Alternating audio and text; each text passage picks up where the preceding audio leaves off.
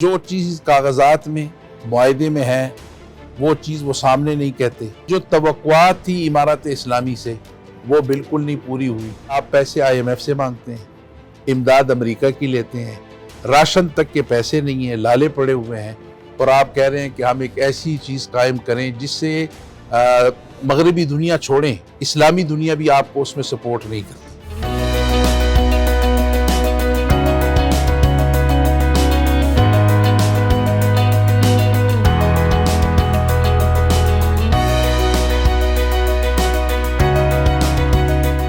السلام علیکم دوستو. اس وقت ہمارے ساتھ مولانا طیب قریشی صاحب ہیں. خیبر پختونخوا کے یہ چیف خطیب بھی ہیں. بڑا ان کا نام ہے اور بڑے بہادر بھی مانے جاتے ہیں, اس لیے کہ انہوں نے حال ہی میں اور کافی سارے علماء کو ملا کے دہشت گردی کے حوالے سے ایک فتویٰ دیا. اس فتوے کے نتیجے میں کچھ خفگیاں بھی ہوئیں, لوگ ناراض بھی ہوتے ہیں, کچھ بہت زیادہ خوش بھی ہوتے ہیں ہمارے جیسے لوگ. تو میں ان سے پوچھنا ہی چاہ رہا تھا مولانا صاحب کہ آپ کانفرنسوں میں, ڈائلاگز میں بھی شرکت کرتے رہتے ہیں جس میں پاکستانی بھی موجود ہوتے ہیں, افغان بھی موجود ہوتے ہیں, علماء بھی ہیں اور قبائلی عمائدین بھی ہیں. تو ان کی جب آپ باتیں سنتے ہیں تو ان کا اور آپ نے جو فتویٰ دیا آپ کی قیادت میں دہشت گردی کے خلاف, اس میں کوئی ربط معلوم ہوتا ہے آپ کو؟ بسم اللہ الرحمن الرحیم. جناب علی بہت شکریہ, پہلے اس عام موضوع پہ مجھے آپ نے دعوت دی. گزارش یہ ہے کہ ہمارے ہاں ایک المیہ ہے جو کچھ روس افغانستان کے وقت سے لے کے جو ایک سلسلہ ہے آج تک وہ چلا آ رہا ہے, اور یقیناً اسی کا اس کا پس منظر ہے. جو چیزیں یہاں ہوتی گئیں یہ اسی کے کیا کہتے ہیں اسی کے رد عمل میں ہیں, اسی کی وجہ سے ہمارے ماحول میں یہ پولرائزیشن اور یہ ساری چیزیں ہوئیں. ہمارے ہاں آج تک یہ ایک مخمصہ ہے, یہ نہیں پتہ چلا کہ بھئی جہاد کیا ہے اور جہاد نہیں ہے تو وہ کیا ہے. اسی میں لوگ الجھن میں پڑے ہوئے. نہ وہ بھی طبقہ موجود ہے کہ جو روس کی وقت کی جہاد کو نہ جہاد ہی نہیں سمجھتا, تو کہتے ہیں یہ فساد ہے, اور اسی سے یہ سارا بگاڑ پیدا ہوا ہے. گزارش یہ ہے کہ وہ پچھلی باتوں کو تو اب کیا اس کا رونا ہے, لیکن اب فیوچر کی طرف اگر آپ دیکھیں تو اس موجودہ حالات میں جہاں پہ یہ کرائسس بھی ہیں, کھانے کے لالے پڑے ہوئے ہیں, کچھ ہے ہی نہیں, افغانستان کا حال یہ, ایسے میں پاکستان میں کو اٹھے اور وہ یہ کہے کہ جی فوجی کو بھی مار دو, جس کی داڑھی نہیں ہے اس کو بھی یہ کر دو, فلاں کر دو, تو یہ آپ دیکھیں مورلی جو ہمارے سیکیورٹی کے ادارے ہیں یا پولیس ہے یا باقی ہیں ان کو بھی, اور پاکستان کا امیج جو ہے اس سے جتنا خراب ہوا ہے اور خراب ہونے کی کوشش, تو اس کے رد عمل میں ایک استفتاء تھی. یعنی ہم سے پوچھا گیا کہ کیا اسلام اس میں ہماری یہ رہنمائی کی جائے کہ اسلام اس متعلق کیا کہتا ہے. تو صرف میرا نہیں, مفتی تقی عثمانی صاحب جو بڑے بڑے پائے کے اور چوٹی کے علماء تھے, انہوں نے بھی ماشاءاللہ بڑا بہادری سے وہ آگے آئے اور انہوں نے بالکل دو ٹوک یہ کہا کہ پاکستان, چونکہ پاکستان تبلیغی جماعت یہاں پہ ہے, خانقاہیں یہاں پہ ہیں, مساجد, مدارس, یعنی پوری دنیا کا مرکز ہے, اور تقریباً 60 ملکوں کے, میں دعوے سے کہہ رہا ہوں 60 ملکوں کے مسلمان ایسے جو ہمارے پاکستان میں اس وقت حصول علم کے لیے یہاں پہ ہیں اور وہ دینی تعلیم حاصل کر رہے ہیں. تو ایسے میں ایسی اسٹیٹ کے خلاف اٹھنا, لڑنا, جھگڑنا اور اس کو نقصان پہنچانا خدا نخواستہ, ہم نے کہا یہ فساد ہے, اور اس کی کسی بھی صورت نہ شریعت اس کی اجازت دیتا ہے, اور آئین تو ظاہر ہے کہ اس میں یہ بغاوت کے زمرے میں آتا ہے. اچھا یہ بتائیں کہ حکومت پاکستان نے تو ایک واضح موقف اختیار کیا ہوا ہے اس گروہ کے خلاف یا ان لوگوں کے خلاف جو کہ اس ملک میں انتشار پھیلانا چاہتے ہیں, غیر یقینی کی صورتحال, دہشت گردی یا وائلنس کے ذریعے.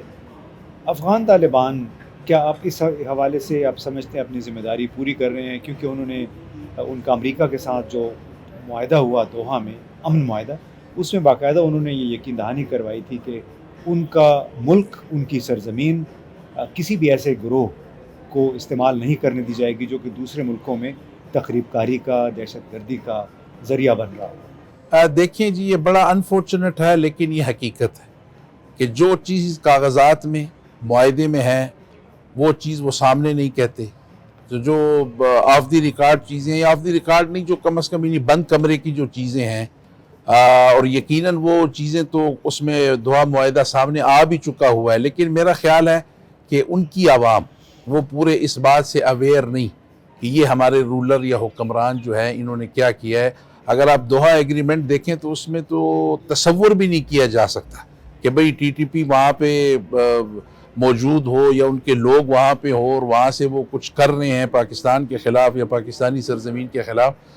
تو سچی بات یہ ہے کہ افغان قوم پوری اس سے اویئر نہیں ہے، لیکن جو توقعات تھی امارت اسلامی سے وہ بالکل نہیں پوری ہوئی، اور یہی اس کا آپ دیکھیں خمیازہ ہے کہ اب بھگتا بھی جا رہا ہے. پاکستان سے آئے روز کبھی وفود جا رہے ہیں، اور آج حالات اتنے ٹینس ہیں کہ دونوں طرف کے لوگ جو ہیں انٹلیکچول ہیں، علماء ہیں، اکثریت پریشان ہے. اور اب تو یہ کوئی ڈھکی چھپی بات نہیں، افغانستان کے میڈیا کے اوپر ان کے انٹلیکچول، ان کے سیاستدان وہ کھل کے اپنی حکومت کو کہہ رہے ہیں کہ بھئی آپ اپنی سرزمین پاکستان یا کسی بھی دوسرے ملک کے خلاف استعمال نہ ہونے دیں. تو اس سے محسوس ہوتا ہے کہ کچھ تو وہاں پہ ہے، اور میرا خیال ہے کہ ہماری بھی یہ درخواست بھی ہم نے کی ہے، اپنی ملاقاتوں میں بھی کی ہے کہ یہ سیریس کنسرن ہے اور خدا را اس کو ختم کیا جائے. اچھا یہ بتائیں کہ آپ کیا سمجھتے ہیں، کوئی مجبوری ہے افغان طالبان کی، کوئی کمزوریاں ہیں جس کے باعث وہ لوگ وہاں پہ موجود ہیں جو ہمارے لیے تشویش کا باعث ہیں،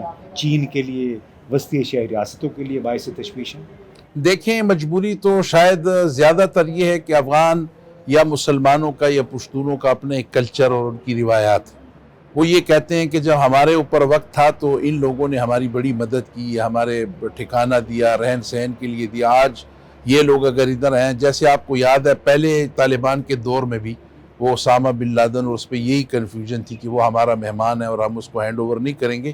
تو میرا خیال ہے کہ اس طرح کی صورتحال وہاں پہ اب بھی کچھ ہے صحیح، اسی لیے لوگ ہیں. لیکن ہم نے ان کو کہا ہے کہ آپ کی پوزیشن میں اور ہمارے جن سے ہم نبرد آزما ہیں اس کی پوزیشن بالکل مختلف ہے. آپ تو افغانستان میں بڑی اکثریت رکھتے تھے عوام میں، لوگوں میں، لیکن ہمارے ہاں تو ان کا وجود نہ ہونے کے برابر ہے. وہ تو ایک قسم کی آپ کہیں وہ گوریلا سی وار ہے، چھپا چھپا آ کے کہیں دھماکہ کر لی اور پھر چلے گئے.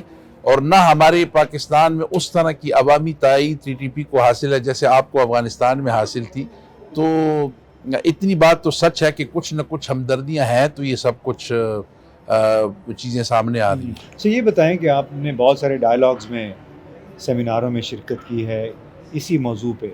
اب کیا کیا جانا چاہیے؟ دونوں ملک کیا ان کے لیے کوئی کامن گراؤنڈ یعنی کوئی مشترکہ لائحہ یہ اختیار کر سکتے ہیں، اور تاکہ اس میں پاکستان اور افغانستان کی موجودہ حکومت کے درمیان جو ایک تفرقہ سا پیدا ہوا ہے، اور پھر باقی دنیا بھی شاکی ہے دہشت گردی کے حوالے سے، تو ان ڈائلاگ سے آپ کو کوئی سینس ملتا ہے کہ اس قسم کے مفید ثابت ہو سکتے ہیں، اور کیا دونوں حکومتیں کوئی کامن گراؤنڈ پہ جا سکتی ہیں؟ ایک بات تو جی بڑی واضح ہے کہ مذاکرات کے علاوہ کوئی دوسرا راستہ نہیں. نہ ہم افغانستان میں طالبان کے علاوہ کسی کو متبادل دیکھتے ہیں. وہاں کچھ چیزیں ہیں جو انہوں نے اچیو کی ہیں جو ماضی میں بالکل نہیں تھی. ساری دنیا مل کے وہ نہیں کر سکی جو انہوں نے امن وہاں پہ قائم کیا. تو ان کی مثبت چیزیں بھی ہیں اور اس کو قدر کی نگاہ سے دیکھنا چاہیے. آج وہ لوٹ مار نہیں ہے، لوگ عدم تحفظ کا شکار نہیں ہیں. یہ تو ایک بڑی اچیومنٹ ہے ان کی. لیکن دوسری سائڈ پہ یہ بات ہے کہ یہ میں درخواست کروں گا کہ وہ لوگ جو ان کے مزاج کو سمجھتے ہیں، افغانی نہیں، طالبان کے مزاج کو جو سمجھتے ہیں، اور میری ذاتی طور یہ تجویز ہے کہ اس میں علماء کرام، وہ لوگ جو ان سے بڑے قریبی روابط اور تعلق رکھتے ہیں، مزاج کو بھی سمجھتے ہیں، ان لوگوں کو بھی اس میں شامل کیا جائے، اور بغیر وقت ضائع کیے فوری طور پہ پاکستان ان سے مذاکرات شروع کرے، بات چیت شروع کرے. یہی ایک حل ہے کہ یہ جو غلط فہمیاں اور چیزیں اور جو دوریاں پیدا ہو رہی ہیں اس کو ختم کیا جائے. اچھا دوستو، آپ نے کئی دفعہ سنا ہوگا اسلامی امارات جس طرح کے افغانستان میں ہیں، یا پھر خلافت جو کہ داعش یا IS کے اسلامک اسٹیٹ آف خراسان والے کہتے ہیں کہ ہم خلافت قائم کرنا چاہتے ہیں، اور اسی کے لیے وہ سمجھتے ہیں کہ جو مسلح جدوجہد ہے وہ جائز ہے. تو مولانا صاحب آپ یہ بتائیں کہ کیا یہ گروہ واقعتاً اسلامی امارات یا خلافت قائم کرنا چاہتے ہیں، یا پھر یہ ایک محض ایک بہانہ ہے کسی اور مقصد کے لیے؟ سر میں یہ کہوں گا بہانہ نہیں، لیکن میں اس طرح کہوں گا، یہ لفظ شاید زیادہ سوٹیبل ہے کہ وہ ان کی یہ مس انڈرسٹینڈنگ ہے جس تصور پہ وہ لگے ہوئے ہیں. یعنی حیرانی کی بات یہ ہے کہ آپ پیسے IMF سے مانگتے ہیں، امداد امریکہ کی لیتے ہیں، راشن تک کے پیسے نہیں ہیں، لالے پڑے ہوئے ہیں، اور آپ کہہ رہے ہیں کہ ہم ایک ایسی چیز قائم کریں جس سے مغربی دنیا چھوڑیں، اسلامی دنیا بھی آپ کو اس میں سپورٹ نہیں کرتی. تو کیسے یہ چیز قائم ہو سکتی ہے سوائے وقت کے ضائع کیے اور اپنے ملکوں کو، چاہے وہ افغانستان ہے یا پاکستان ہے، اس کو آپ مزید خرابی کی طرف لے جائیں گے. جو دنیا کو تھوڑا بہت اعتماد کر کے کچھ آ رہا ہے تو وہ بھی ختم ہو جائے گا. یہاں بھی یہ صورتحال ہے اور افغانستان کے تو خانے ہی خراب ہیں. تو اگر اس میں بھی وہ یہ بات کریں تو ساری دنیا کو اس بات کا پتہ ہے، ان سارے لوگوں کو پتہ ہے کہ پھر نتیجہ اور انجام کیا ہوگا. لہٰذا دانشمندی اسی میں ہے کہ وہ حقیقت کی طرف آئیں، ریالٹی کو سمجھیں، گراؤنڈ ریالٹی کیا ہے. اور سر میں تو بڑے دعوے سے کہتا ہوں کہ مغربی دنیا چھوڑیں، اگر آپ اسلامی دنیا کو بھی اس بات پہ قائل کر لیں تو بڑی بات ہے، جو کہ آپ نہیں کر سکے ابھی تک. جی دوستو، آپ نے سن لیا مولانا طیب قریشی صاحب کی باتیں. کئی لوگوں کو اچھی نہیں لگیں گی، لیکن حقیقت ہے، زمینی حقائق یہی ہیں کہ دہشت گردی کی وجہ سے، تشدد کی وجہ سے نہ صرف افغانستان میں حالات خراب ہوئے ہیں، ابھی وہاں پہ امن قائم ہو گیا ہے، لیکن بہت سارے اور گروہوں کو اس کی وجہ سے شے ملی ہے. اس کا براہ راست نشانہ پاکستان بن رہا ہے، اور اس کے لیے افغانستان طالبان حکومت کو بھی کسی حد تک ذمہ دار ٹھہرایا جا رہا ہے. اگر وہاں کی حکومت ذمہ دار نہیں ہے تو پھر ان کو توقع یہ کی جا رہی ہے کہ کوئی عملی اقدامات کرنے ہوں گے ان تمام گروہوں کے خلاف جو کہ دوسرے ملکوں میں امن و امان کے استحکام کے لیے خطرہ بنے ہوئے ہیں. لہٰذا ضروری ہوگا افغان طالبان کے لیے، کابل حکومت کے لیے، کہ اس نوعیت کے گروہوں سے نمٹنے کے لیے جلد از جلد ایسی پالیسی اختیار کرے جس سے نہ صرف پاکستان مطمئن ہو بلکہ باقی دنیا بھی مطمئن ہو، اور پھر ان کو تسلیم کیے جانے کی راہ ہموار ہو. بہت شکریہ.